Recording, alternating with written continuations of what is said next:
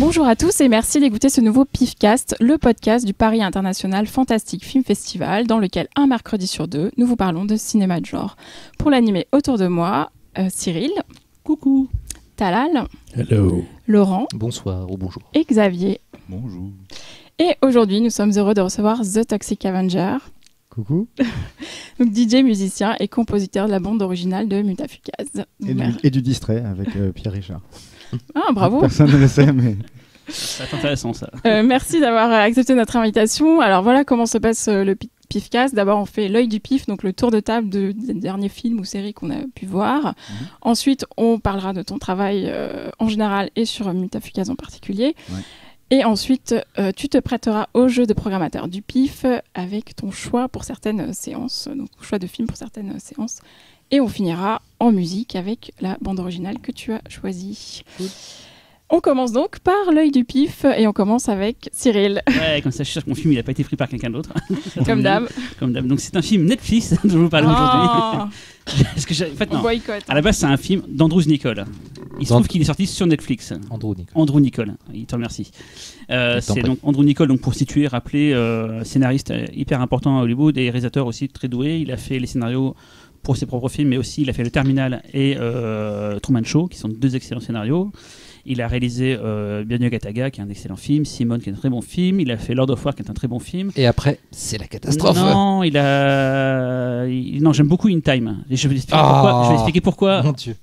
Pourquoi le film dont je vous parle aujourd'hui, qui est Anon, ne m'a pas plu du coup, sachant que je suis un des rares. Danone. Anon, comme Anonymous, qui est un des rares films que j'ai très drôle. Donc tu aimes In Time, t'as pas aimé Anon, donc je vais aimer Anon a priori. L'Anon.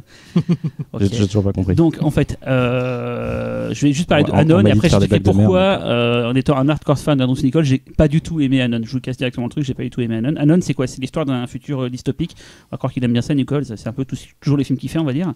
Tout le monde est ultra connecté, il n'y a plus d'interface. Maintenant, l'internet, on va dire, ça nous connecte tous ensemble. On peut voir tout ce que les autres vont voir. Enfin, il y a une sorte de méga structure interconnectée. Et en fait, il y a des flics qui peuvent enquêter pour des meurtres et tout, et qui ont accès à toutes les données de tout le monde. Ils peuvent voir ce que tout le monde a vu, ils ont accès à leur mémoire, ils ont accès à tout ce qu'ils ont pu savoir et tout. Et donc, on suit un Clive Owen, qui est un de ces détectives, et il enquête sur une enquête bizarre où en fait... il y a eu des meurtres, mais en fait les personnes ont été tuées sans savoir qui les voyait. En fait, quelqu'un a piraté leur système, leur a fait voir à place de leurs yeux, ils voyaient les yeux du tueur qui arrivait vers eux avec une arme et qui les tuait. Et donc en fait, ils se demandent qui est ce hacker et tout. Et donc ils vont essayer de retrouver ce hacker. Et voilà, c'est une enquête policière assez lambda, voire assez chiante, faut dire ce qu'il est. C'est pas au niveau production design, c'est pas ouf.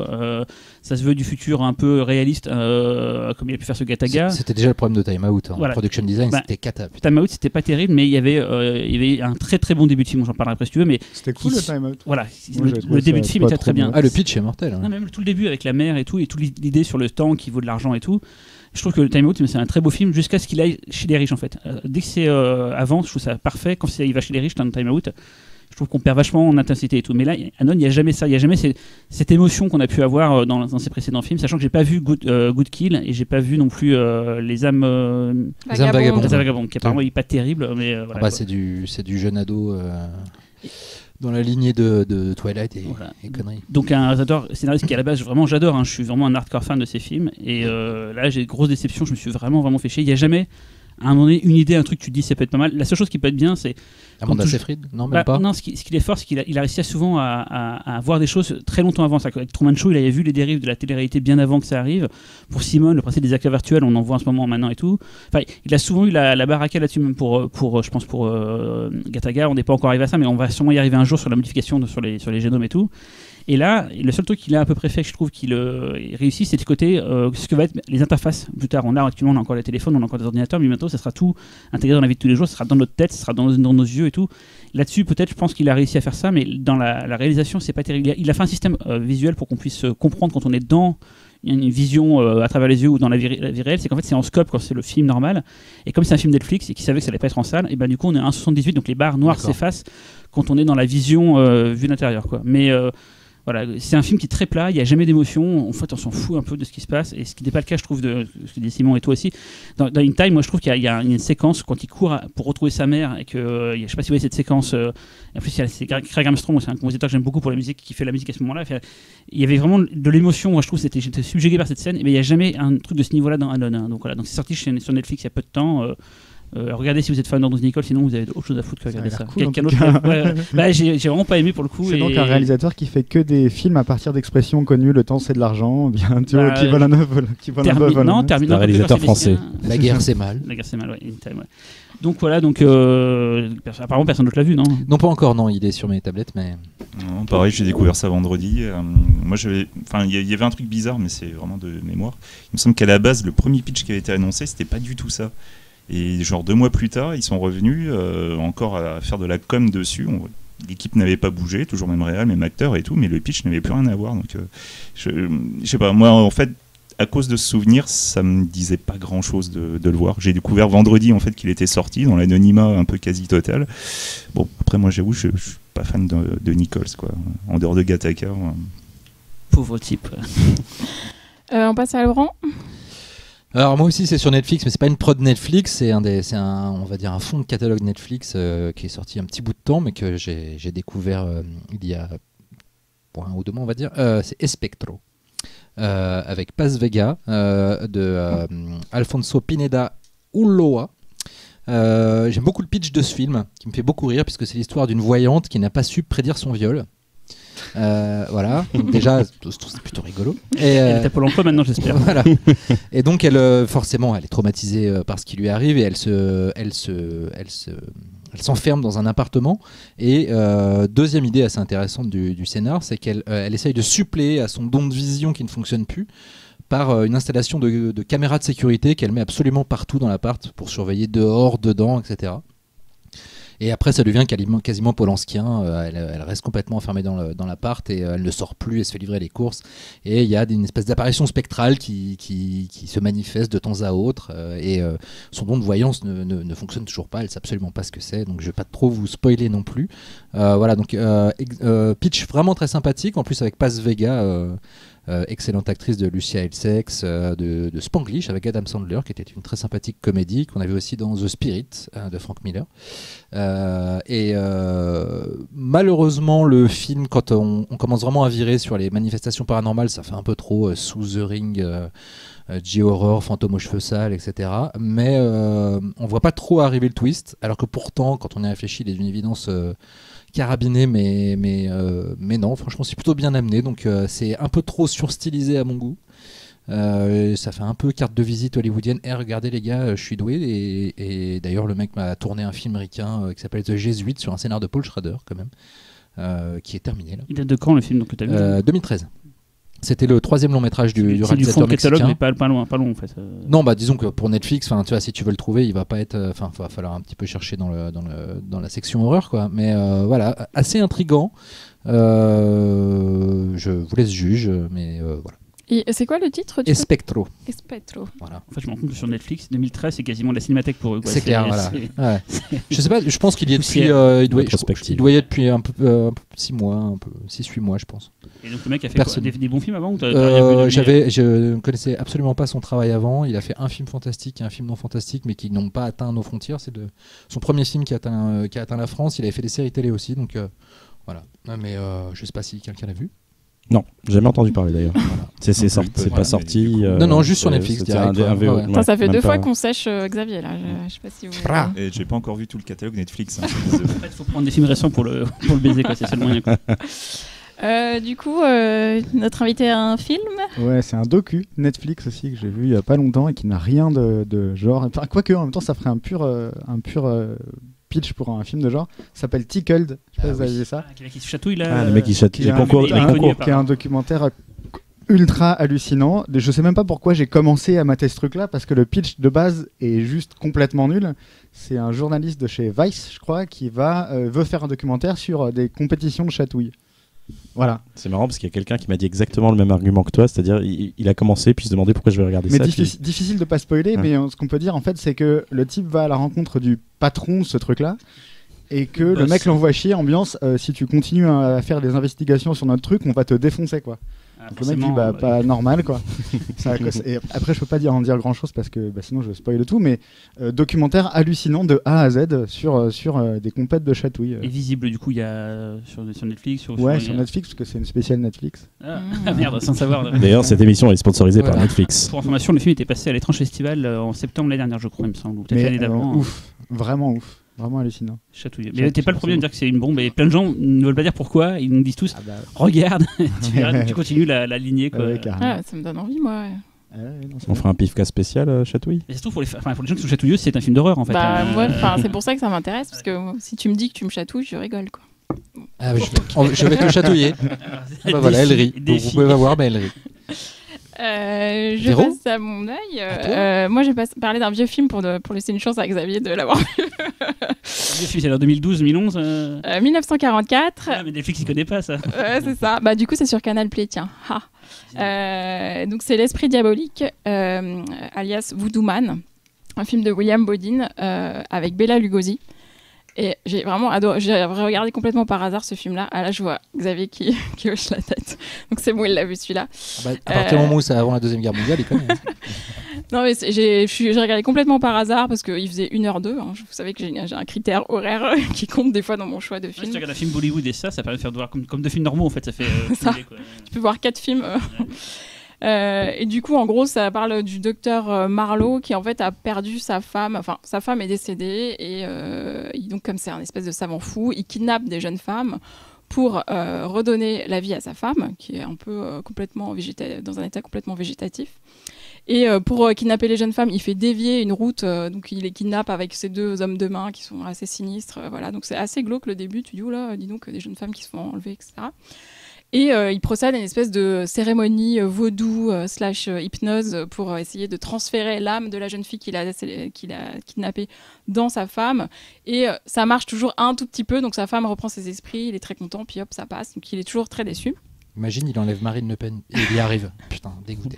Non, parce qu'elle devient sa femme quand elle reprend sa d'accord, femme. ok. Elle le reconnaît, il est content. Et hop, ça passe. En fait, ce qui est intéressant avec ce film, c'est que à un moment donné, le film est un peu méta, c'est-à-dire qu'il y a un personnage de scénariste qui est à Hollywood. Son producteur lui dit disons que tous ces enlèvements de femmes, parce que du coup ça tombe dans les news, etc. Tous ces enlèvements de femmes, ça ferait un bon scénario. Tu veux pas écrire un truc et tout. Et il dit bah oui, mais je pars me marier, je pars en voyage de noces. Oui, bah c'est ça, t'as qu'à réfléchir au scénario pendant ton voyage de noces. Et il se trouve que ce scénariste, la cousine de sa femme, se fait kidnapper par le docteur. Donc du coup, il est complètement impliqué dans cette histoire malgré lui. Et il va découvrir ce qui se passe, etc. Donc c'est très drôle en fait. Il y a pas mal de scènes assez drôles, notamment quand les flics n'ont rien à foutre, ils veulent pas s'en occuper. Il y en a une de plus qui a disparu, on va chercher. Enfin, c'est assez marrant. Et du coup, la scène, ce que j'ai bien aimé aussi, c'est toute l'imagerie en fait, de la scène vaudou qui est... Enfin, la scène de cérémonie, elle est assez forte, assez picturale comme ça, et c'est assez prenant. Et en 1 heure, c'est bouclé. Et franchement, je vous en dis pas plus, mais c'est vraiment très très cool, quoi. Xavier ? Moi, du coup, c'est le charme de l'ancien et tout. Moi, vous savez que c'est ma cam ce genre de film, donc il n'y a pas de souci. Moi, du coup, j'en profite juste pour rappeler aux gens que Bela Lugosi était un bon acteur et qu'il a joué dans des bons films. Celui-là, par exemple. Voilà, ça ne se limite pas à Plan 9 from Outer Space. Et malheureusement, j'ai l'impression que maintenant, à chaque fois qu'on parle de Bela Lugosi, les gens pensent automatiquement au film d'Ed Wood. C'est un peu dommage. Je vous garantis qu'il a une super filmo, donc franchement, regardez-la. Quoi. Là, il a une vraie émotion. Il est vraiment amoureux de sa femme, donc c'est un méchant, mais il y a quand même un fond. S'il avait été choisi à la base pour Dracula, c'est pas pour rien. Il a quelque chose, il a un magnétisme qui... Voilà, quoi, il passe pas inaperçu dans un film. Quoi. C'était vraiment un super acteur. Personne d'autre l'a vu ? Non. Donc Xavier, toi alors du coup ? Alors à moi, eh bien en fait, moi je vais vous parler d'un film... Excusez-moi, de 2013 justement. Voilà, je vérifiais que c'était la bonne date puisqu'on se moque de moi. Moi, je vais vous parler de 2 choses. Déjà de ma vie. J'aime regarder des films par hasard sans connaître le pitch. Et deuxième chose, j'ai beaucoup de mal avec le pitch, enfin la situation de base de l'amnésique. C'est quelque chose qui m'emmerde un peu royalement parce que c'est très souvent sujet à créer un film de petit malin. Tu penses à Memento ou tu penses pas à Memento ? Par exemple, je pense à Memento. Oh, voilà, qui est pour moi un film de petit malin. Impossible pas français de Robert Lamoureux. Jean Lefebvre, c'était vachement... Et du coup, j'ai regardé Open Grave. Et forcément, je n'ai pas été déçu. Donc le pitch, c'est un homme qui se réveille au fond d'un trou. Rapidement, il se rend compte que ce trou n'est pas un trou, mais un charnier. Il est entouré d'une centaine de personnes qui ont été mutilées, mortes forcément. Et il va être aidé par une Asiatique muette qui l'aide à sortir du trou. Et à ce moment-là, elle disparaît. Là, il va arriver dans une demeure en plein orage et va arriver au milieu d'un groupe de personnes et tout le monde est amnésique. Voilà, donc je vais vous dire que c'était vraiment un film pour moi, c'était assez intéressant. Le film était assez étonnant parce que comme je vous le disais, c'est un pitch qui moi personnellement me fait chier. Et j'ai trouvé ça assez rigolo finalement que là il le multiplie, que tout le monde soit amnésique, sauf l'Asiatique qui elle par contre ne comprend pas l'anglais et ne sait pas écrire autrement qu'en chinois, ce qui n'aide pas. Et en fait, le film est plutôt pas mal pendant toute une partie. Le mystère est quand même bien amené, les pièces du puzzle s'assemblent au fur et à mesure de manière assez logique et cohérente, et rapidement on arrive malheureusement à une solution qui commence à être assez décevante. Et en fait, on se rend compte que le film, c'est plus une sorte de, je dirais, de compilation de tout ce qu'est le cinéma fantastique en 2013. Tous les grands thèmes sont abordés d'une manière ou d'une autre, même au détour d'une simple scène. Donc finalement, c'était assez décevant. Comme La cabane dans les bois. Ouais, par exemple. C'est avec Charlton Copley, c'est ça? Charlton Copley. Ouais, alors, Gonzalo Lopez Gallego. Ah bah c'est lui qui Voilà. a fait un autre film. Voilà. Ah, c'est bien. Qui s'appelle. Je ne sais plus, mais tout à fait, c'est lui. Je l'ai vu et je ne me rappelle plus comment ça se termine, mais je me rappelle, j'étais comme toi, je me disais, tiens, ça part pas mal. Voilà. Ouais, c'est pas mal. T'as un grand ventre mou. Non, c'est nul. Et en fait, c'est sauvé par Il la a fait fin. Les Proies, c'est ça Voilà, Oui, c'est ça. voilà, les proies. Tout à fait. Il a De SF, un film de fond footage aussi. Apollo 18. 18. Oui. Et en fait, la fin est vraiment bien. Et du coup, c'est vraiment dommage parce que tu ressors du film en te disant merde, il y avait quelque chose, quoi. Mais lui, c'est un peu le spécialiste de ça, hein, parce que Les Proies, en dehors du fait que le film est insupportable d'un point de vue idéologique, c'est quand même super bien branlé. Apollo 18, en dehors du fait qu'il y a des trucs, c'est un peu chiant. C'est un peu il y a des chiant, trucs mais vachement bien. il y a des trucs pas mal. Et encore une fois, tu te dis, mais putain, merde, ça aurait pu être un super truc, un grand moment de flip. Et au final, bah. Il manque peut-être bon prod et bon scénar pour nous faire quelque chose, mais il n'est pas inintéressant comme garçon. Ça m'avait donné l'impression d'être un truc qui surfait un peu sur le fan footage Apollo 18. Ah ouais, totalement. Ouais. Qui était pas Totalement. du coup. Et Mais- le problème d'Apollo 18, c'est que le truc que t'attends, en fait, n'arrive qu'à la fin. Ouais. Donc, même si le film Comme est court, beaucoup je de crois qu'il fan fait 1h15, footage. 1h20. Je crois que j'étais pas allé au bout. Mais la ouais. fin est sympa parce que les monstres, entre guillemets, sont assez cool. Ouais. On s'attend absolument pas à ce qu'ils prennent cette forme-là. Je vais faire avance rapide, ce sera réglé. On finit avec Talal. Bon, moi je vais me faire frapper. Ah non, un film Netflix. Ne me frappez- Non, pas un film Netflix, encore pire. En fait, en fait, je vais parler d'un jeu vidéo. Désolé. Comment il nous nique le système, lui. Non, mais ça fait... Non, mais c'est simple en fait. Depuis que t'es arrivé, tu fous la merde. Ouais, je fous la merde. En fait, c'est simple. Quand je joue à un jeu, je ne fais que ça. J'ai du mal à regarder une série ou un film et je ne pense un peu qu'à ça. Donc, je vais pas parler de ça longtemps. En fait, je joue en ce moment à un jeu qui s'appelle God of War, qui est donc la suite Qu'est-ce que c'est? qui est donc le 8e épisode de God of War, mais le 4e épisode canonique. Donc c'est c'est la suite des aventures de Kratos, donc ce fameux dieu grec qui finalement cette fois-ci part à la chasse des dieux nordiques et il est accompagné de son fils qui s'appelle Atreus. Comme dans l'histoire sans fin. Voilà. Et on ne sait pas en fait vraiment. Oui, Atreyu, oui. Oh là là. Et en fait, bon, bah, voilà, l'histoire commence un peu sur ça. Ils doivent disperser la mort les cendres de la mère qui est morte récemment à la montagne. Et donc ça part sur une aventure très intimiste et finalement ça vire à une aventure, on va dire, familiale et d'action. Et je vais pas en parler longtemps parce que c'est un jeu vraiment qui garde beaucoup de secrets et je vous conseille d'y jouer. Je sais que c'est une émission cinéma et j'ai fait une petite dérive. Et j'ai vu beaucoup de gens qui, comme toi, étaient pété un câble dessus, qui maintenant avec le recul se disent finalement c'était pas si bien ce jeu en fait. Pourtant c'est le début, il vient de sortir depuis une semaine je crois, mais enfin moins quand les gens auront entendu cette émission, mais apparemment beaucoup de gens disent mais finalement c'est pas si bien que ça, quoi. Pour l'instant c'est assez incroyable, le level design est fou. C'est-à-dire que c'est vraiment un jeu qui te surprend au fur et à mesure que tu avances sur sa façon d'être en fait. Tu reviens à un niveau que tu avais déjà fait auparavant, le niveau change. Je vais pas expliquer pourquoi, parce qu'il y a des surprises dans cet univers-là. Moi, c'est un jeu qui me fascine encore une fois. Je l'ai pas fini. Je dois être à, on va dire, 70-80%. Et c'est une franchise qui a jamais été adaptée pour l'instant. Tu penses qu'il y a des pistes Je pour que ça crois le qu'il y soit avait le fossoyeur Brett Ratner a dû passer par là à un moment donné en se disant je vais adapter ce truc-là. Je crois qu'il l'a jamais fait finalement. Et c'est un jeu qui pompe déjà beaucoup au cinéma, un peu comme Resident Evil. Quand se dire adapter Resident Evil, c'est un jeu qui a beaucoup pompé au cinéma. Et après qu'il a fait à sa sauce, après le réadapter au cinéma, c'est bizarre. En fait, c'est une histoire de truc de pré-mâché, remâché. Tu peux penser au Choc des Titans version Le Terrier, mais on est quand même largement au-dessus. Et la version avec Mouloud, c'est laquelle? C'est la version avec Mouloud qui chevauche un scorpion. Rise of the Titan. J'avais lu un truc assez intéressant sur le développement du jeu, c'est que le réal a bossé longtemps sur l'adaptation de Fury Road en jeu vidéo avec George Miller avant que le studio décide de faire un jeu plus GTA dans l'esprit et qui est plus ou moins inspiré des autres films Mad Max, même si c'est un petit peu de Fury Road mais pas complètement. Et le réal disait qu'il en avait retenu de bosser avec George Miller, du fait que Miller lui a dit si tu crée quelque chose qui te soit extrêmement personnel. Enfin, en tout cas, dont tu t'inspires de quelque chose dans ta vie réelle, et du coup, tu vas vraiment t'investir émotionnellement dedans et ça va s'en ressentir. Et c'est pour ça que le mec, du coup, a fait une histoire de père et de fils, parce qu'il était père depuis pas très longtemps, et du coup, il s'est inspiré de ça. C'est ça qui est fascinant, c'est un peu à l'image de la série des Harry Potter au cinéma ou des livres. C'est le personnage de Kratos évolue avec nous. J'ai commencé à jouer à God of War, je devais avoir, je sais pas, peut-être une petite vingtaine, un peu plus. Et aujourd'hui, je suis papa et Kratos est papa aussi. Donc, il y a vraiment un truc où le personnage évolue avec nous. Après, bon, moi, j'éclate pas des têtes à tous les coins de rue, mais voilà. Donc, je conseille largement ce jeu pour ceux qui ont une C'était la dernière fois que tu plaçais un jeu vidéo dans cette émission de cinéma, monsieur. Merci à tous les 5. On passe maintenant au dossier. Mutafukaz a été projeté en décembre dernier lors du PIF au Max Linder devant une salle survoltée, il faut bien le dire.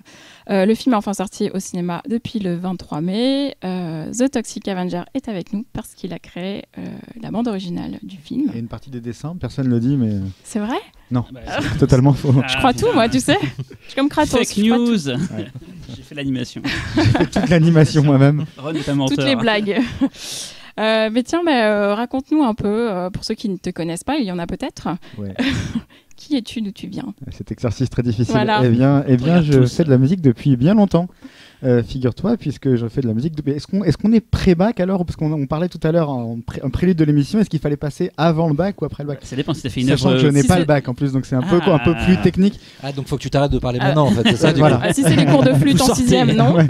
Et ça commence là, figure-toi. Vas-y, des petits bouchons avec. Vous avez fait ça, vous ? Moi j'avais des petits bouchons avec des punaises par-dessus, et on faisait le rythme comme ça. On apprenait le rythme avec des bouchons. T'étais dans quel pays ? J'étais dans le 15e, ce qui est presque la France, mais pas tout à fait. T'allais chercher tes instruments dans la décharge au-delà du périph', c'est ça ? C'est avec des boîtes de Smarties peut-être, non ? Oui, non, c'était des petits bouchons de liège avec des... Enfin, on va peut-être pas passer... Bon. Non, moi ça m'intéresse vachement. C'était très bien. C'est Moi quoi, j'ai fait que la flûte, moi. C'est quoi, attends, les bouchons de liège, vas-y, explique. Des bouchons de liège avec des petites punaises en dessous. Ouais. Imagine c'est un bouchon, c'est une bouteille. Ouais. Imagine c'est un bouchon de liège. Ok, ici tu as une petite punaise et donc ça fait tic tic, tu vois, et donc t'en as deux de chaque côté et tu vas prendre le rythme comme ça. Ah d'accord, comme une batterie, comme une batterie, d'accord. C'est vachement bien. Mais c'était pas vraiment ça que je voulais dire à la base. C'est vachement intéressant. Sauf que l'éducation nationale a toujours eu des moyens. Beaucoup de moyens, ouais. D'autant plus qu'on rapportait nos propres bouchons. D'accord. C'était même pas des choses. Non, j'ai commencé par faire du métal parce que, comme tous les garçons de 15, 16. Ah non, on est vraiment pré-bac en fait. Non, donc ça commence. Si, j'ai commencé par faire du métal et à un moment je me suis rendu compte que c'était plus sympa de faire de la musique tout seul, mais que j'étais ni batteur ni bassiste. Donc il fallait que je m'invente un groupe et la seule façon pour moi de faire de la musique c'était d'en faire par ordinateur. Donc j'ai fait de la musique électronique, mais c'était pas ce que j'écoutais à la base. Et je trouvais même ça un peu chiant, la musique électronique, à vrai dire, c'était pas du tout mon truc. Du coup, c'est pour ça que j'ai fait quelque chose d'assez électronique, mais un peu énervé.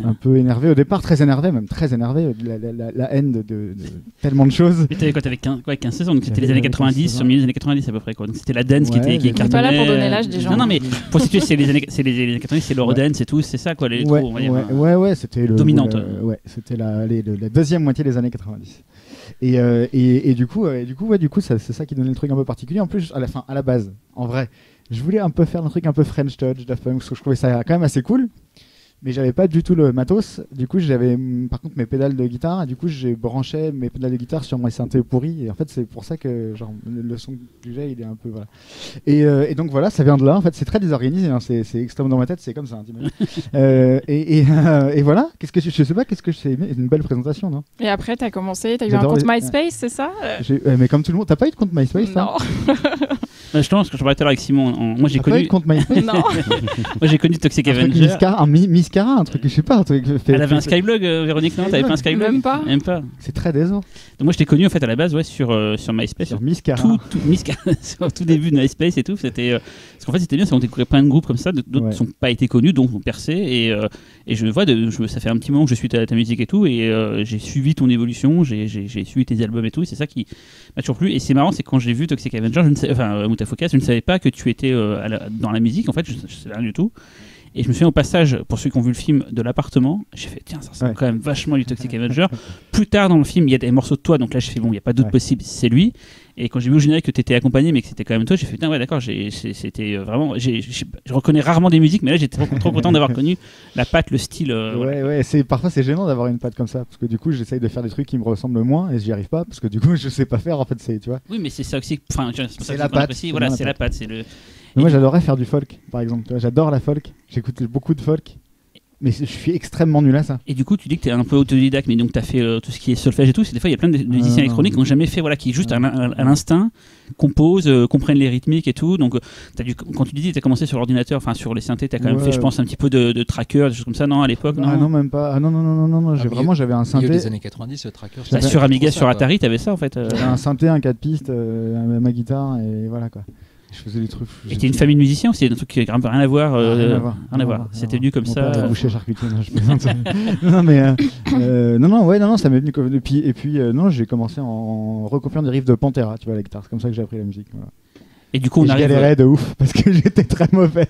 Parce que pour situer le moment où tu as sorti ton premier album, c'est quoi? C'est autour de 2005, c'est ça? Ah non, le premier truc en tant que Toxic, c'est 2006, 2000. Enfin, Angst, le premier, c'était 2009. 2009. Attends, je voyais ça plus jeune. D'ailleurs, est-ce qu'on peut parler de ton pseudo quand même un petit peu?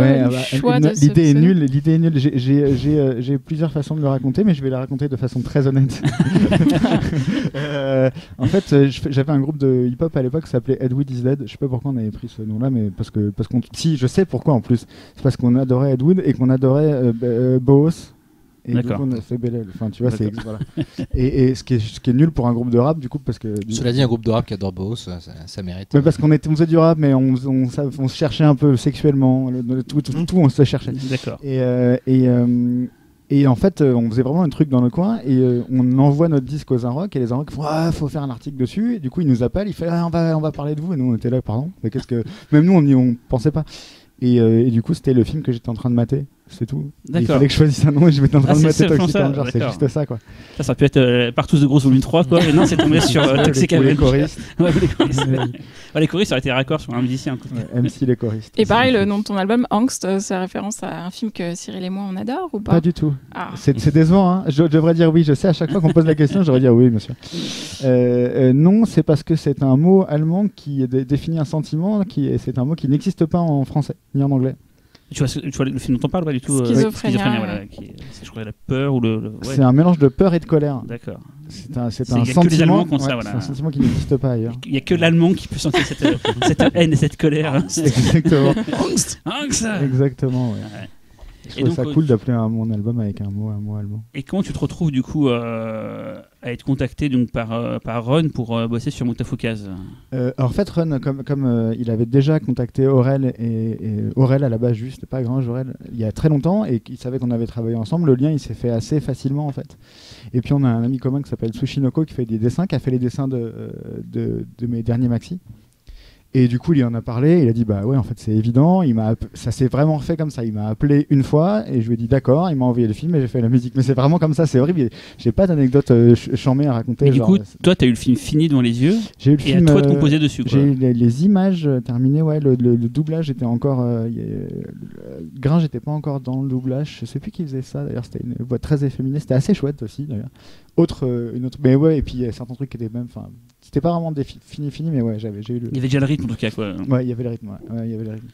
Non, ça s'est vraiment fait en deux. C'est comment dire, c'est presque surréaliste parce que c'est pas un truc que tu prends à la légère. C'est quand même un film, tu vois. C'est 8 ans de taf, quoi. Ça s'est fait en un coup de fil, quoi. Donc chouette. Je crois qu'il m'avait dit aussi qu'il avait il a beaucoup aimé que tu utilises dans tes clips des images d'invasion Los Angeles, que ça, pour lui ça lui faisait un sur mes lives, ouais. ça lui faisait un oui dans tes lives ça lui faisait un déclic parce que c'est l'influence principale de Mutafukaz et c'est un de ses films, c'est son film culte. Et puis en plus on se retrouve sur beaucoup d'aspects humains. On est tous les deux hyper angoissés, hyper plein de, on est pareil.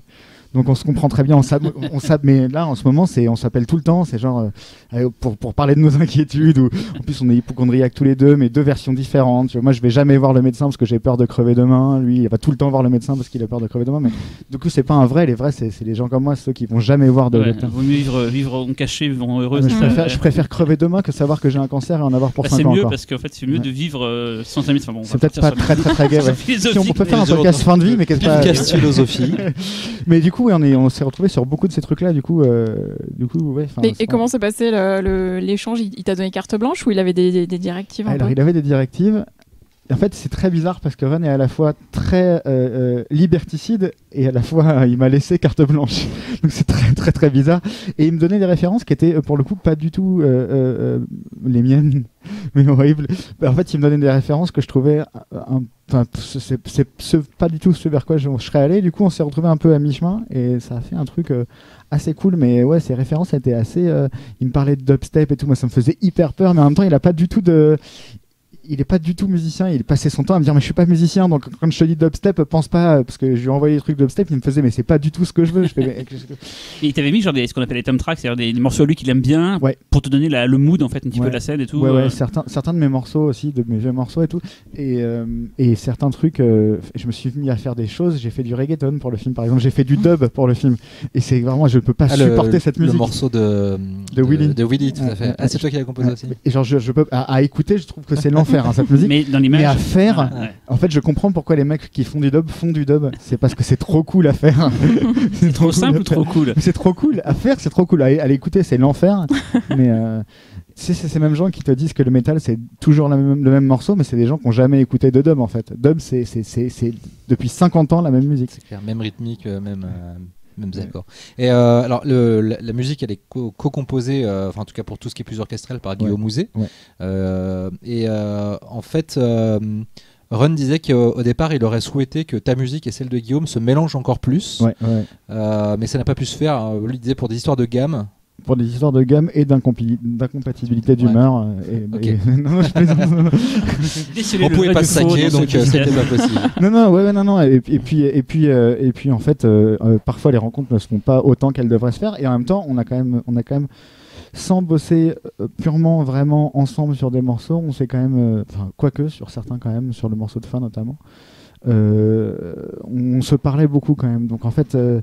On essayait de pas trop dissonner, on essayait de faire en sorte que ça soit pas trop instant ses morceaux à lui ou mes morceaux à moi.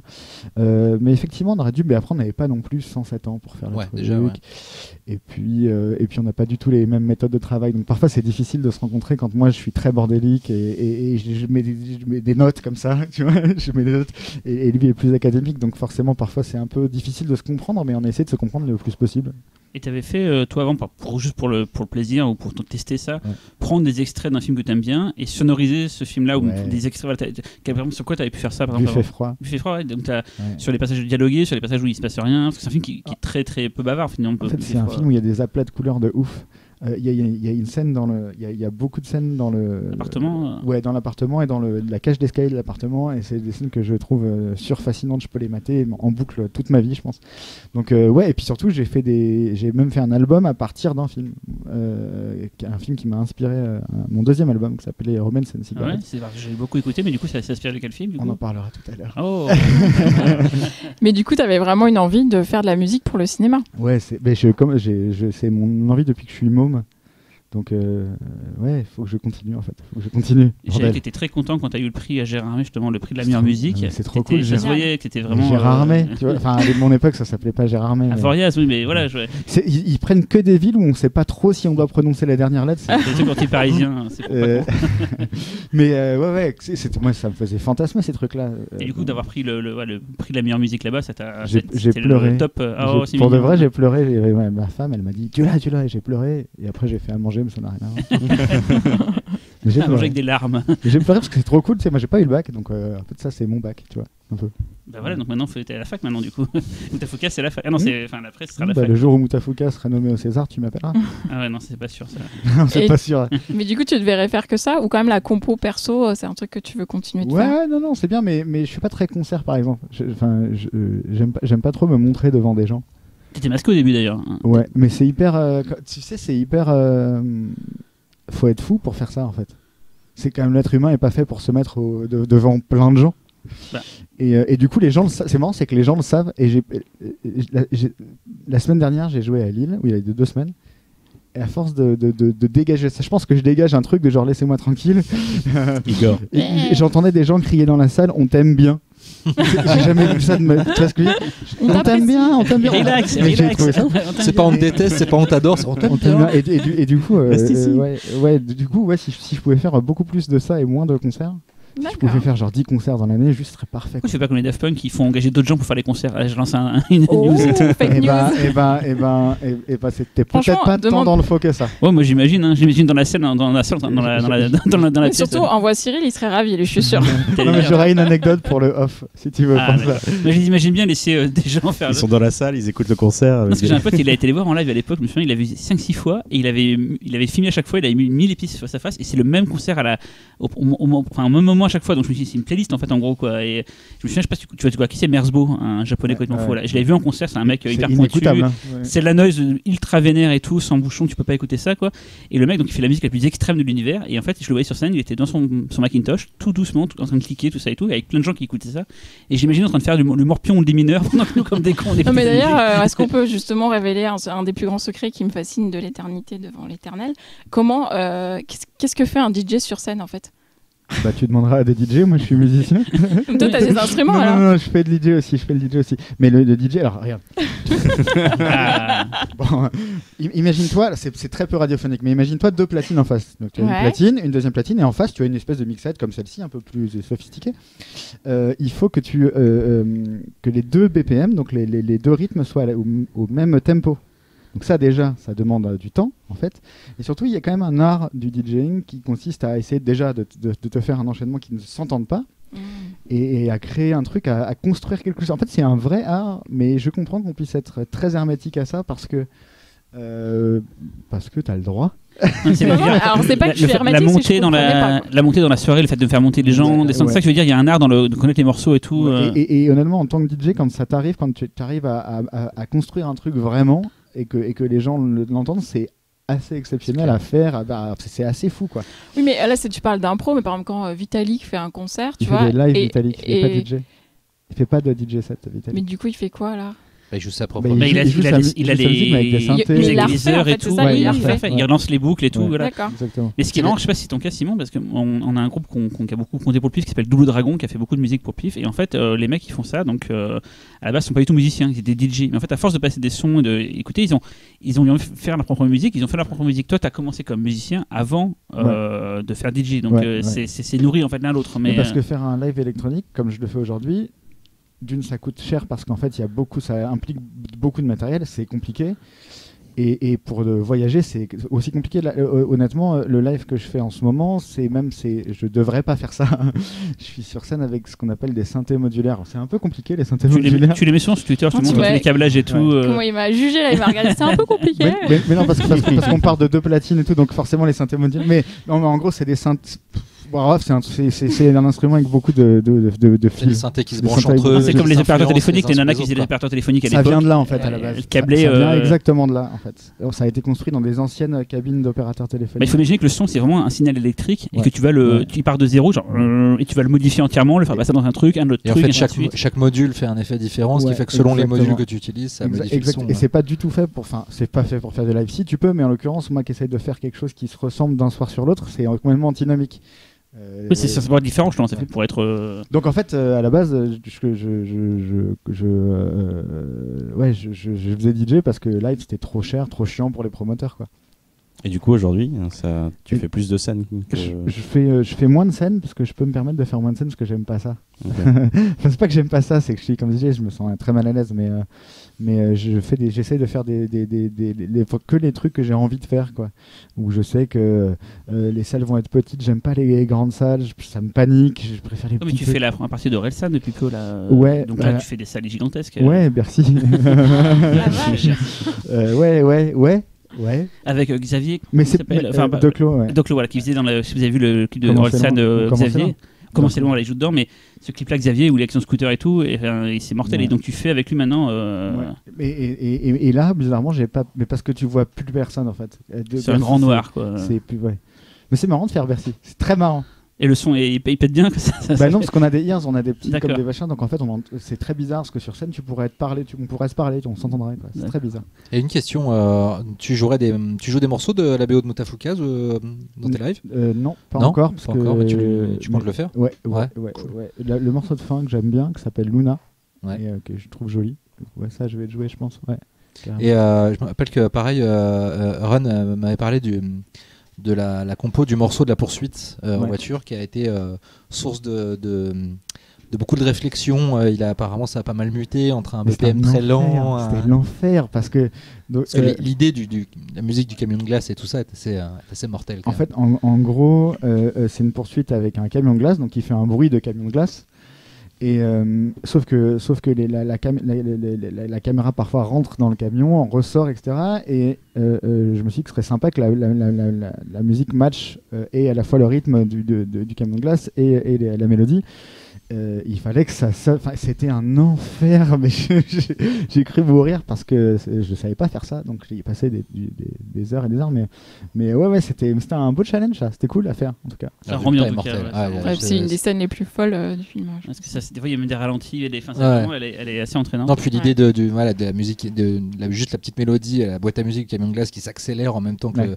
le beat arrive et lance la poursuite, c'est ultra galvanisant en fait. À l'image, t'es vraiment à fond dedans. Et moi, j'ai une question. Comment tu t'es retrouvé du coup à travailler avec Orelsan? Tu as fait un single avec lui. Ouais. Merde, j'ai oublié le nom. C'est N'importe comment. n'importe comment, voilà. Et où on te voit d'ailleurs, toi qui n'aimes pas te montrer, on te voit avec ton beatbox Ouais, sur la. et c'est horrible en plus, tu sais, on avait un styliste. Ouais.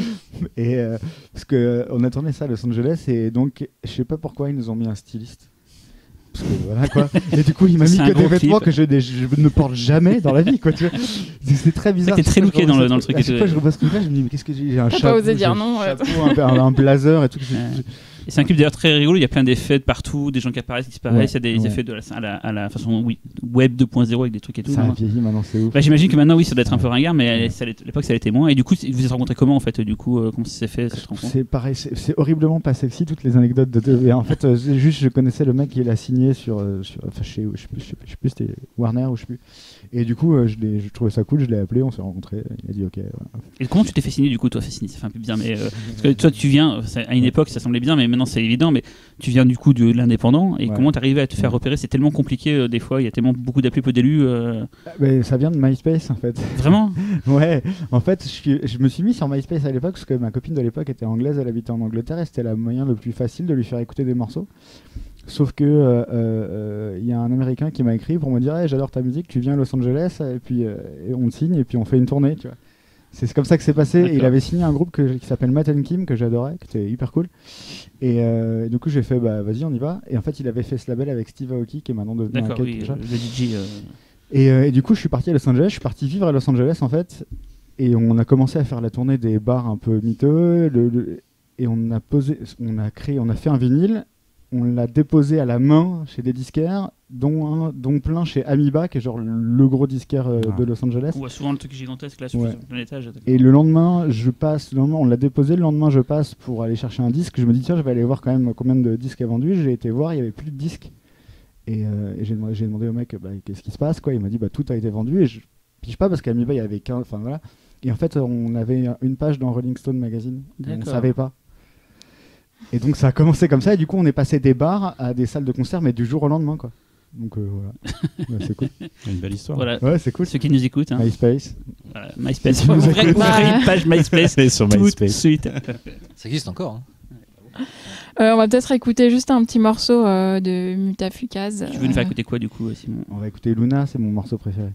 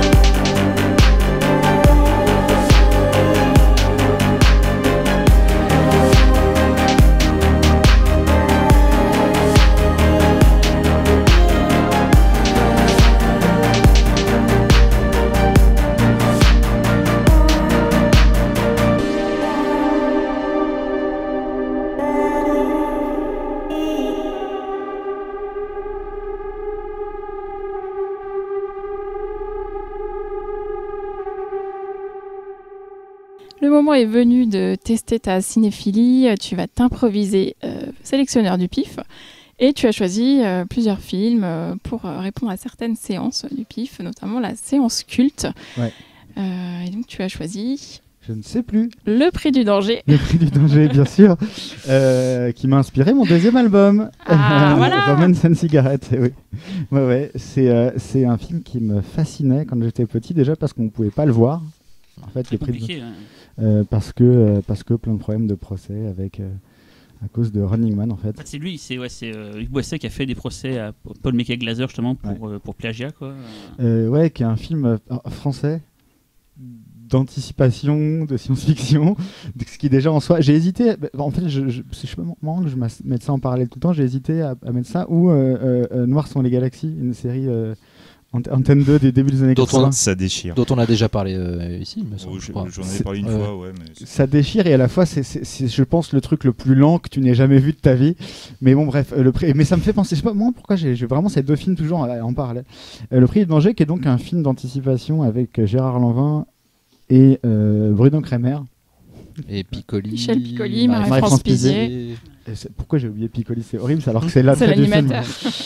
Qui est donc une, j'allais dire une copie, mais non, qui est donc le film qui a inspiré Running Man. C'est Running Man sans Schwarzy. Ouais. Sans kitsch. Et sans les personnages de Mortal Kombat quoi. C'est ça en fait, parce que les tueurs sont normaux dans le Prix du danger, alors que c'est même des gens un peu. Il y a Jean-Claude Dreyfus qui joue un des tueurs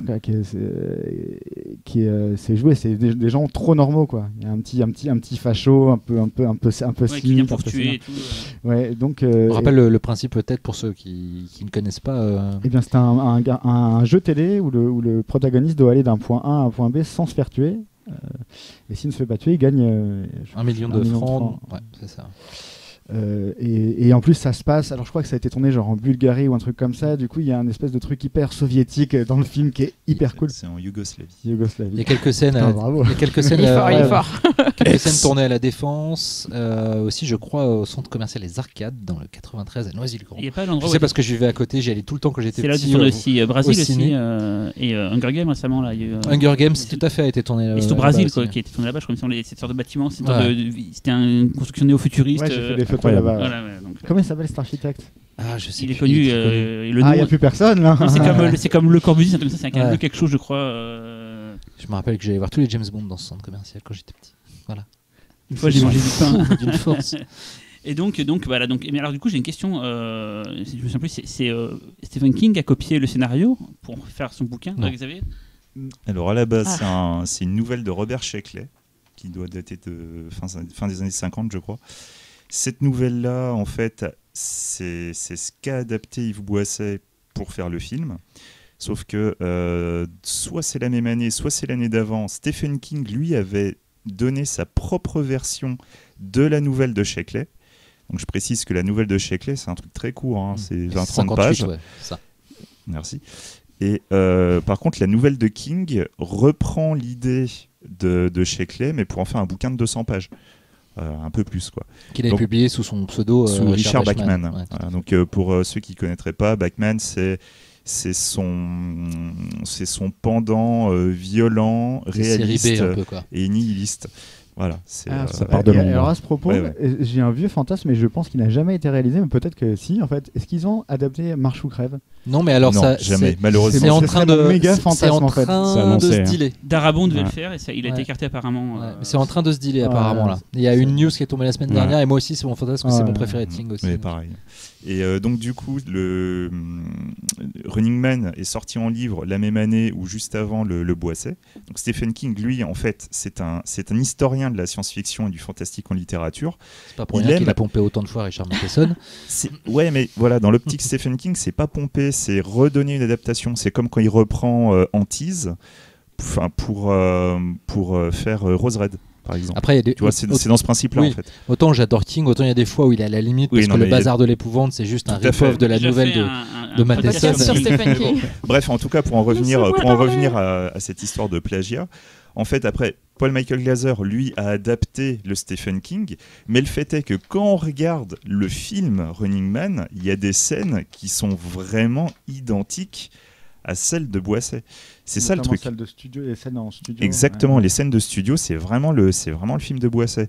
Alors que la différence entre le King et le Sheckley, c'est une différence de propos, de tonalité, donc c'est vraiment des choses différentes. Là, entre les films, là, tu te dis, ouais, non, là, il y a un truc quand même. Le plagiat se joue sur la mise en scène.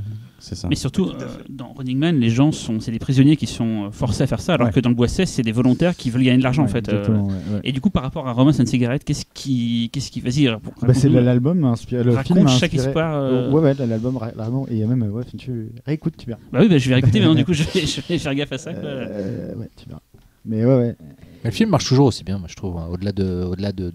Parce que Piccoli est extraordinaire. Ouais, et puis alors c'est juste d'une acuité en termes de contenu, enfin ça annonce les dérives de la télé-réalité et honnêtement le film est toujours ultra pertinent à ce niveau-là. Même je trouve que les scènes d'action sont plutôt bien montées. C'est pas d'une inventivité folle, mais en revanche c'est pas mou. Après c'est peut-être un peu long parfois, peut-être que c'est un petit peu trop maintenant caricatural justement sur le monde de la télé, etc. Mais par contre c'est toujours bien vu, quoi. Ça fonctionne bien à ce niveau-là. Moi ce que j'aime bien, c'est qu'il a vraiment réussi à garder le côté français dans son film. Oui. Parce que la nouvelle de base, c'est purement américain, quoi. C'est le mec, il est face à un clan de dégénérés. C'est vraiment le gars du fin fond de la cambrousse des États-Unis. Là, vraiment, il y a ce truc vraiment de... Tu vois, le petit mec de village, là, un petit peu vicieux, un petit peu salopard, quoi. Et c'est Cosma à la musique, ce qui ne gâche rien. Et Patrick Devers devait jouer le héros incarné par Lanvin, mais il s'est suicidé malheureusement. Tu as découvert le film à l'époque, gamin et tout, beaucoup plus tard en fait. Je suis un peu moins vieux que ça quand même. Non, mais t'aurais pu le voir. Non, l'histoire c'est que j'ai découvert Running Man surtout sur Canal+, comme beaucoup de gens, et en voyant ça, mon père m'a dit mais c'est complètement con ton film. Tu sais qu'il y a un film avant, c'est la même histoire. Hein. Et moi je te dis pas possible. Il me dit c'est français. Je fais pas possible. Il boit, c'est pas possible. Et du coup j'ai fantasmé ce film pendant longtemps en fait avant de le voir, et je l'ai la première fois que je l'ai vu, c'est pas si long en fait. Je l'ai trouvé sur Emule. Oui, très bien. Mais voilà. Parce qu'il faut signaler qu'il y a des problèmes de droit autour de la filmographie de Boisset en vidéo. Alors c'est trouvable en DVD en fait. Ouais, il est sorti, ça y est. Et là il est sur 2014, Canal Play, moi je l'ai revu pour l'occasion. Il n'y a toujours pas de Blu-ray dans les... Non. Et ce qui est marrant, c'est que moi je l'ai pas vu, je l'ai vu récemment en fait, je l'ai vu quand tu l'as choisi, du coup c'est un moment où je voulais voir ce film, je le fantasmais par rapport à Mad Movies qui en parlait, machin et tout quoi. Et c'est un film, tu laisses ça dans ta tête plein de fois, tu sais que c'est un truc à la Running Man, tu connais. En fait, c'est très surprenant quand tu vois le film, c'est pas du tout ce que j'attendais en fait, en termes de rythme, en termes de tout. En fait, et quand tu dis ouais c'est français, c'est quand même dingue de dire que c'est français. Ça me fait, en fait, dès que t'accoles pour moi, dès que t'accoles science-fiction et français, ça me fascine d'office.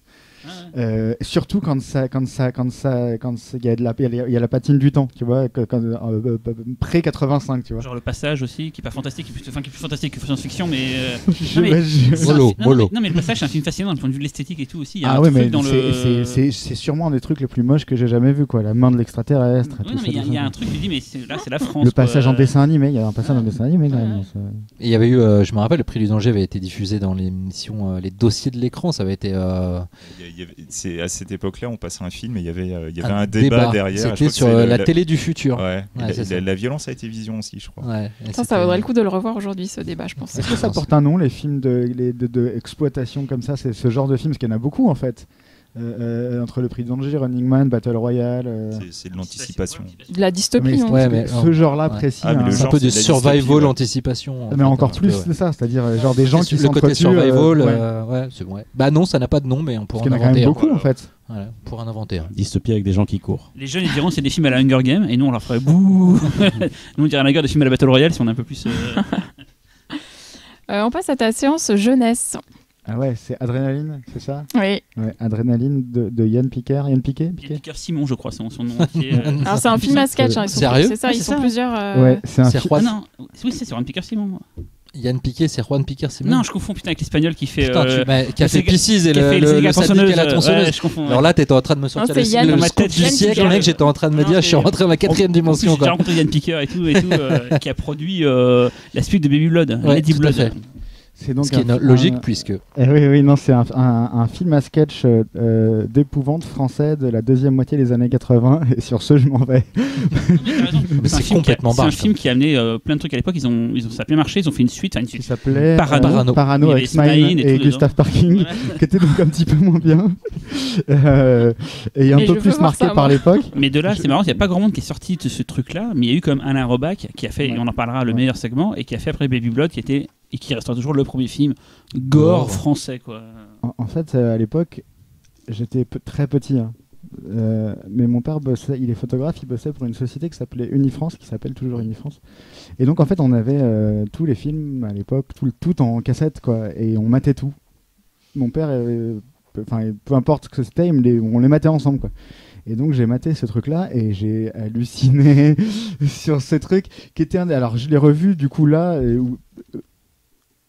C'est hallucinant en fait le film parce qu'il y a à la fois il y a des trucs très, on dirait il y a presque des trucs, c'est Nosferatu, et à la fois il y a un truc très marrant c'est un mélange des genres. On n'a pas expliqué, c'est un film à sketch, mais des fois à mini sketch. Des fois il y a des sketchs qui vont durer 2-3 minutes. Et parfois il y a des trucs qui reviennent. Voilà. Parfois c'est en noir et blanc. Il y a parfois c'est en le fil couleur. rouge des aveugles. Il y a un fil rouge avec des aveugles qui sont faits pour changer quand on change de segment. On voit des aveugles en train d'attendre un fil d'attente, et après on revient sur un autre segment, et c'est réalisé par, je crois, 5 réalisateurs qui ont fait chacun plusieurs sketchs en fait. C'est pas, enfin à part Robac qui a fait le meilleur, qui en fait qu'un seul, mais les autres ont fait 2-3 sketchs dedans, quoi. Après, tu dis qu'il a fait le meilleur, mais a priori, c'est pas forcément ton préféré, c'est ça? Si, c'est celui-là. Si, c'est celui de la Corridor, Corridor. qui est D'accord. devenu un segment après un film à part, je crois, il me semble. Il a pas fait une version court-métrage plus longue ou de ça, il me semble, Corridor. Ça, je sais plus du tout. Qui est donc en fait l'histoire d'un mec qui va pour louer une baraque. Il me semble que le prix est hyper bas ou un Non, truc ils comme disent ça. on veut pas vendre en fait, mais si vous voulez l'avoir, on peut l'offrir gratuitement. Et donc il faut juste aller en gros, je crois que c'est tout en haut, un truc comme ça. Hein. Ouais, d'un point A à un point B, faut aller. C'est maman j'ai raté l'avion avec des vieux. Je suis pas de meilleur Tu l'as définition. vendu. de ça. Il a plein d'énigmes à passer et c'est toujours des pièges. Alors ça fait penser un petit peu à un film d'ailleurs qu'on a passé au PIF récemment qui s'appelle 3615 Code Père Noël. De la même époque en plus. De la même époque qui est genre 2 ans après, un truc comme ça, quoi, ou 3 ans après. Et en fait là c'est un peu moins chiadé d'un point de vue visuel, c'est que c'est très. Il n'y a pas d'argent. Pas d'argent, voilà, les pièges c'est genre des chaînes qui tombent sur la gueule ou une enclume, enfin voilà c'est.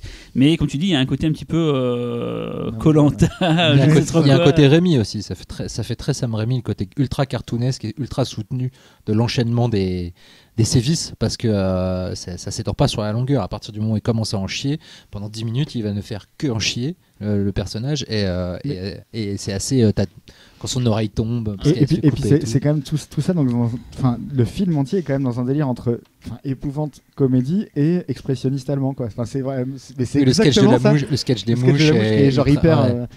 Mais Des fois, il y a des gags, le mec il se fait couper tout pour pas avouer où se trouve sa nana, et après il revient juste la tête qui arrive. Oui, et puis en plus, la tête qui arrive avec un hommage à Reanimator, puisque la tête posée, il devait en fait. Voilà. Lui, elle ouvre sa jupe, elle se pose sur lui, et nous avons droit à au deuxième cunilingus avec tête coupée de l'histoire du cinéma. Et donc ça, c'est ta séance jeunesse.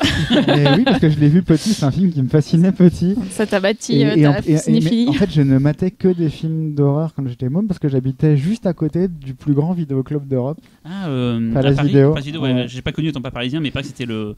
Il y La avait référence, le Grand Pavois, Palace Vidéo, et j'habitais juste à côté en fait. Et donc en fait tous les mercredis, j'allais louer un film. C'était hyper cher. Il paraît que c'est celui c'est très cher. C'est celui où il y avait le plus de références. C'est pas qu'il y avait beaucoup 20 de copies. 000, C'est là il y a plus de 20 000, références différentes. ouais, Voilà. 20 000, plus de 20 000. Et du coup j'ai vu des trucs que j'aurais pas dû voir. Enfin même vraiment des trucs. Donc quand les Arocs t'ont appelé et que t'es tombé sur Toxic Avenger, c'était pas un hasard en fait. Tu Non, regardais pas le c'était câble. C'était pas un hasard. On termine avec... Oui, Juste pardon. une anecdote rigolote. En fait, en regardant Adrenaline, en fait, c'est un film que j'ai voulu voir depuis toujours, que j'avais en VHS et tout, que j'ai du coup regardé pour le Piscast.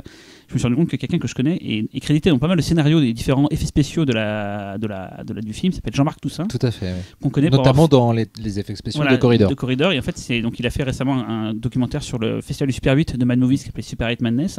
Mais c'est un gars qui est particulier, que j'adore son parcours. J'ai essayé d'en parler avec lui une fois pour comprendre. Il est entre autres responsable de l'affiche française d'Akira, par exemple. Il est concepteur de Grand 8 pour par l'attraction, mais genre c'est dans le monde entier on l'appelle pour concevoir des loopings et tout quoi et tout. Il est touche à tout, il installe des salles de cinéma IMAX et tout, voilà, et il a fait plein de trucs dans le cinéma et dont il a fait les effets spéciaux live de Corridor. Et mine de rien, vu le côté fait de briquet de broc mais ultra efficace, il s'est super bien débrouillé. C'est un mec, je crois que je le vois, je lui en parle, mais je comprends pas ta vie, je comprends pas ce que tu as fait dans ta vie quoi. Et je trouve que juste pour finir sur Adrénaline, c'est marrant parce que c'est finalement assez référentiel. Tu vois le sketch des mouches me rappelle beaucoup Creepshow, le sketch des cafards, donc la tête coupée avec Reanimator, le sketch du mec qui est excellent, qui était fait par lui, le mec qui se fait boxer la tête. C'est un chirurgien esthétique qui utilise des gants de boxe. Je crois que c'était un mec qui faisait une installation d'art avec sa tête à force de se faire. C'est le gag, ça. Oui, voilà, ouais. Et ça fait très penser à Bill Plimpton. Voilà, je trouve qu'il y a des références qu'on s'attend pas à voir. Pareil, comment s'appelle le film là, Adrénaline, putain, le film de Didier Grousset avec Piccoli qui tire sur les gens, Kamikaze. Oui. Il y a un truc avec la télé qui parle aux gens. Oui, ça aussi. Ouais. Avec Clémentine Célarier. C'est Galabru qui invente une machine où il peut tirer sur la télévision avec une sorte de fusil et ça tue vraiment les gens en face et tout, qui explose dans les jambes. C'est produit. Plus précisément, c'est pour défoncer les speakerines qui sont trop connes. Non, mais je peux voir ça. C'est produit par Besson, réalisé par le mec qui a fait plus tard Rendez-vous au tas de sable, donc Didier Grousset. Mais je l'ai vu au cinéma. Moi je l'ai vu aussi, ça nous fait un... Et le film Kamikaze, c'est un film que j'avais fantasmé pareil toute ma vie. Quand je l'ai vu, j'ai fait putain, c'est nul. Ah non. Là vraiment, c'était mortel, le pitch est mortel et t'as Galabru qui en fait qui parle comme ça tout le temps et tout. C'est insupportable. Super bien Galabru. Et donc ta séance interdite, c'était quoi? Funny Games. Funny Games, c'est pas très original, mais j'adore Haneke. C'est moi. Alors du coup, lequel de Funny Game? Celui d'Haneke. Ah, mais c'est la première version, quoi. Pourquoi? Parce que la première fois que je l'ai vu, ça m'a vraiment choqué.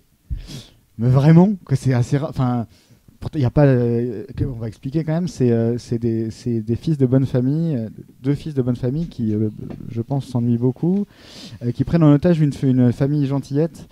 Et sont très très très sadiques. Je suis très très nul pour les pitchs, mais voilà. Pourquoi ça m'a choqué? Mais je peux pas parce que ça m'a choqué pour sa fin. Sa fin m'a extrêmement choqué. On va pas en parler. Mais oui, c'est un des rares films qui m'est choqué en fait. C'est ultra malaisant parce qu'en plus Et tous les films d'Haneke me malaisent, mais je les aime bien quand même. C'est Benis Vidéo qui m'a le plus choqué, je crois. Moi c'est Caché. Ouais. Je trouvais ça très malaisant. J'adore ce film. Mais c'est vrai que Funny Game, c'est... Funny Game, en fait, a été conçu pour choquer, précisément. Ouais. On essaie de parler de la violence et Notre rapport à la violence. Le rapport qu'on peut avoir à la violence et surtout à quel point on est maintenant habitué à cette violence et à quel point on est devenu insensible. Donc il a fait ce film pour essayer de réapprendre aux gens ce que c'était de voir de la violence, de ressentir quelque chose de violent. Comme il dit, c'est différent de parler de la violence et de se prendre une gifle. Voilà, il a voulu mettre une gifle. C'est pour les mêmes raisons qu'il a refait le remake lui-même aux États-Unis pour enfoncer le clou. Voilà, et aussi parce qu'en fait, il s'est rendu compte que son film, donc la version autrichienne, la première version, était devenu culte. Chose qu'il ne comprend pas. À un moment, c'est la limite de l'exercice. Tout à fait. C'est qu'à vouloir bien le faire, il fait un très bon film, pas forcément d'horreur psychologique, extrêmement efficace, et qu'on regarde avec un certain ludisme. Surtout avec les dispositifs de mise en scène. Il y a un dispositif méta avec les tueurs qui très constamment vont parler aux spectateurs ou juste un petit clin d'œil, un jeu de regard. Voire même faire revenir le film en arrière avec une télécommande. C'est précisément ça qui m'a scotché. Ouais. C'est-à-dire que maintenant, peu importe, mais c'est la scène de fin qui est atroce. Et il y a ces 8 secondes de coupure de quatrième mur et de blagues c'est fou, ce film est fou, et en plus c'est John Zorn, la musique de début, et ça c'est trop cool. Ça, John Zorn, voilà, tu vois, le maître. Et en tout cas oui, du coup la version US a été refaite justement pour avoir un casting plus international et pour avoir pour diffuser le message plus largement, exactement, en fait, parce que c'est exactement le même film au plan près. Exactement. Et d'ailleurs, il a accepté de faire le film à une seule condition, qui est Naomi Watts dans le rôle de la mère. Mais après, moi, j'admire Haneke. Je trouve on a un ami en commun qui définit parfois son style de Hartung, c'est-à-dire le mec qui arrive peut-être avec un peu des gros sabots thématiques. Ce que je trouve pas faux. Il n'empêche que c'est un formaliste assez brillant qui est capable de de pondre à partir de certaines thématiques des œuvres ultra marquantes, peut-être pas parfois comme il voudrait qu'elles marquent le spectateur, mais c'est toujours assez fascinant. Et j'ai une anecdote qui tue sur Haneke. J'ai un pote qui l'a croisé à Cannes dans un Monoprix en train d'acheter du PQ. Voilà. C'est top. On connaît la marque. Non, mais rien que ça. Triple épaisseur, non? Parce que sinon, ça achète du PQ, ça te change la vie de cinéphile. C'est sur cette anecdote qu'on va finir là-dessus, je pense. Donc on passe à la BO. Donc aujourd'hui, c'est toi qui as choisi la BO. Et donc tu as choisi...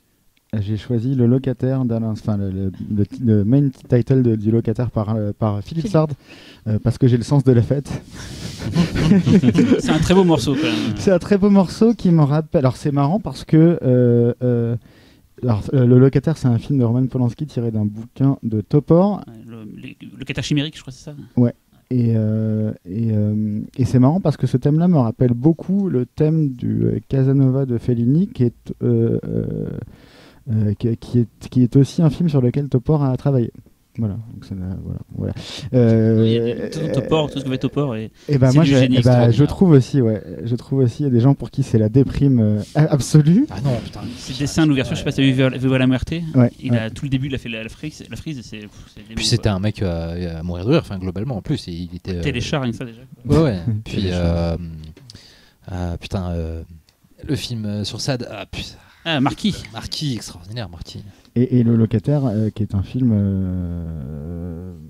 que je ne saurais qualifier. C'est flippant, Le Locataire. C'est flippant, d'autant plus que l'immeuble dans lequel il habitait, c'est la copie exacte de l'immeuble dans lequel j'habitais quand j'étais petit. Ah ouais. Moi, j'habite dans la rue du Café des Artistes, qu'on voit dans le film et tout. J'habite en face du Splendide. Donc, je suis vraiment là où se tourne quasiment pas mal de scènes du film. Mais c'est aussi un film ultra fascinant. C'est un film de Roman Polanski. Et du coup, maintenant, on peut parler de Roman Polanski oui, encore, si, on s'en balèque. Oui. D'accord, cool. Alors, j'ai vu le dernier Dieudonné qui est vraiment très bien. Il va pas assez loin. Je trouve... Non, Roman Polanski, qui est donc un jeune locataire, un jeune, je crois qu'il est étudiant dans le film, ou peu importe, il galère à trouver un appart, il trouve un appart, et il a des voisins bizarres, et il a des amis qui sont toute l'équipe du Splendide. Donc en fait c'est très très glauque, et à la fois il y a des espèces de petites virgules avec l'équipe. Et en fait j'adore ce genre, c'est bizarre, c'est marrant, dans toute la sélection là, tous les films sont les mêmes en fait. C'est film français déjà ou quasi français. Ultra glauque, avec un moment de comédie un peu grinçant. Mais ouais, c'est marrant, j'avais pas grillé ça. Et on voit dans le film d'ailleurs toute jeune la petite Natacha Kinski, fille de Klaus Kinski. Mon père a passé son permis avec elle. Je sais pas si ça vous intéresse. Non, c'est pas mal. Je saurais pas développer. Permis, plus intéressant que le PQ de Haneke aussi. Non, ils ont passé. Bon, on s'en fout. Natacha Kinski, la pauvre Natacha Kinski. Et du coup, c'est vachement différent de ce que tu fais. Donc, c'est quelque chose que tu aimerais faire, par exemple. J'adorerais avoir le talent pour faire ça. Attention, hein. Mais pour l'instant, je vais me cantonner à des trucs un peu plus. Mais cela dit, dans tes futures compositions musicales, t'aimerais pour l'écran, je veux dire, t'aimerais te passer de rythme et plus atmosphérique. Non, en fait, j'adorerais pouvoir combiner le meilleur de tous les mondes. Tu vois, je trouve qu'il y a des trucs très intéressants dans la musique synthétique et des trucs très intéressants dans la musique organique. J'adorerais. Cosma le faisait très bien. Ouais. Même s'il renie à moitié ça. Mais... Et à la fin de Moutefouka, sur le dernier morceau qui commence tout doucement quand il y a la neige qui tombe et tout, et après ça passe en plus bourrin. T'as fait tout ou si vous êtes séparés l'un l'autre? Non, on a fait le morceau ensemble. Celui-là, c'est un des seuls morceaux qu'on a co-composé. Parce que la partie mélodique qui va doucement, elle marche vraiment bien, je trouve. Après, quand le générique apparaît vraiment, ça booste plus, mais la progression est mortelle, je trouve. Merci, c'est gentil. Avant d'écouter le morceau de Philippe Sard. C'est quel morceau du coup? C'était le prélude, je crois, c'est ça? Non, non, je crois que ça s'appelle La Cour d'immeuble. La Cour d'immeuble, ouais. On va remercier The Toxic Avenger d'avoir rejoint l'équipe du PIFcast cette semaine. C'était hyper intéressant. Merci beaucoup. Merci. Et on remercie aussi tous ceux qui nous écoutent. Et à bientôt dans 2 semaines.